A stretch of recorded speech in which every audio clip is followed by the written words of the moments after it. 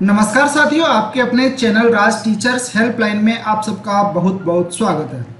साथियों, अक्सर एक सवाल पूछा जाता है कि क्या कोई सरकारी कर्मचारी ड्यूटी के समय के बाद कोई व्यवसाय यानी प्राइवेट बिजनेस कर सकता है या अन्य संस्था में कार्य करके पैसे कमा सकता है। क्या यह जायज़ है? इससे नौकरी पर कोई प्रभाव पड़ेगा या नहीं पड़ेगा?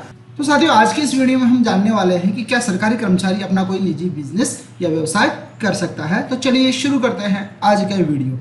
चैनल से जुड़े रहने के लिए चैनल को सब्सक्राइब करें और पास वाले बेल आइकन को जरूर दबाएं।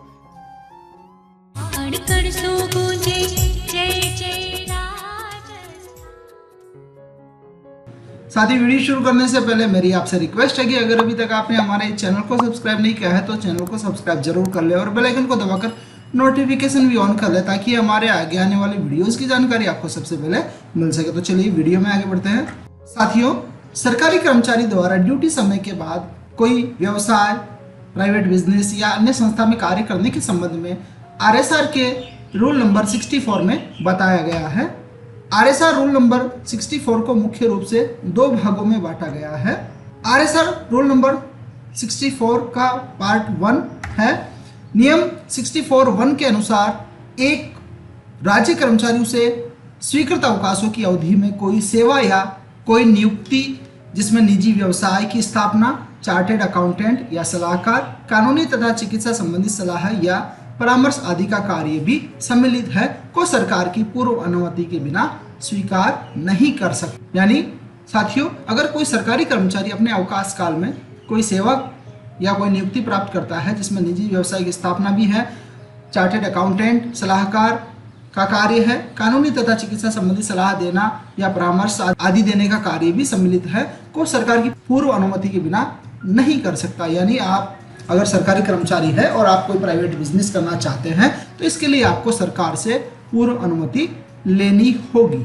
साथियों, आरएसआर 64(1) के नीचे एक टिप्पणी दी गई है और उसमें बताया गया है कि इस नियम के तहत उसे ऐसी संस्था के संबंध में जो अंतर्राष्ट्रीय एजेंसी, सार्वजनिक निकाय अथवा सार्वजनिक क्षेत्र की संस्था जो राजस्थान में स्थित हो, 1 वर्ष अथवा 3 वर्ष जैसी भी स्थिति हो की अवधि से परे नियोजन स्वीकार करने की अनुमति प्रदान नहीं की जाएगी। यानी अगर सरकार द्वारा अनुमति दी भी जाती है तो परिस्थितियों के अनुसार उसे 1 वर्ष या 3 वर्ष तक की अवधि के लिए परमिशन दी जाएगी और इस अवधि को बाद में बढ़ाया नहीं जाएगा।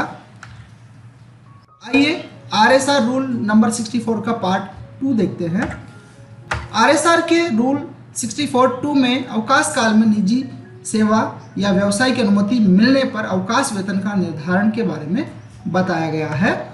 नियम 64(2) व उसके नीचे दी गई टिप्पणी तथा स्पष्टीकरण के अनुसार एक कर्मचारी जिसको अवकाश काल में किसी सरकार या निजी या सार्वजनिक क्षेत्र के निगम के अधीन सेवा स्वीकार करने की अनुमति दे दी गई हो तो उसे स्वीकृत अवकाश की अवधि में अर्ध वेतन अवकाश पर देय वेतन के समान अवकाश वेतन दिया जाएगा।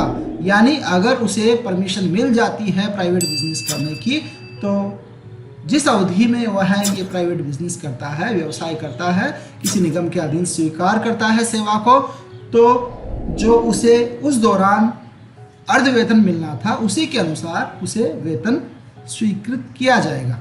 यह प्रबंध ऐसे कर्मचारी पर भी लागू होंगे जो अस्थायी सेवा में हो तथा जिसे कोई टर्मिनल अवकाश अथवा सेवा समाप्ति स्वीकार किया गया हो। ऐसा प्रबंध उस अधिकारी पर भी लागू होगा जो किसी अनुबंध के आधार पर नियुक्त किया गया हो। यानी अगर कॉन्ट्रैक्ट बेसिस पे कोई कर्मचारी लगा हुआ है या फिर अस्थायी सेवा में है, इन सभी पर ये रूल्स लागू होंगे।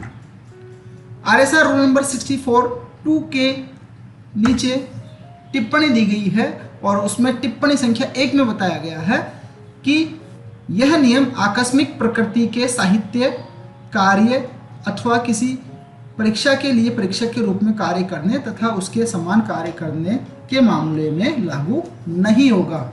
इसी प्रकार सेवा नियम 141 के अंतर्गत स्वीकृत वैदेशिक सेवा के समय सेवा करने पर भी यह नियम लागू नहीं होगा। यानी अगर कोई कर्मचारी साहित्यिक कार्य करता है या किसी परीक्षा के लिए परीक्षक का कार्य करता है तो ऐसे केसेस में यह नियम लागू नहीं होगा।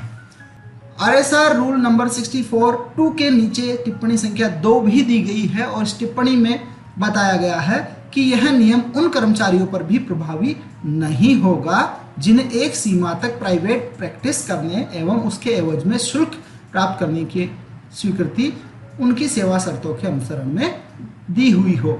उदाहरण के लिए एक चिकित्सक को निजी चिकित्सा करने का अधिकार स्वीकृत किया गया है, तो जिस चिकित्सक को निजी चिकित्सा करने का अधिकार स्वीकृत किया गया है उसके लिए रूल नंबर 64 लागू नहीं होगा।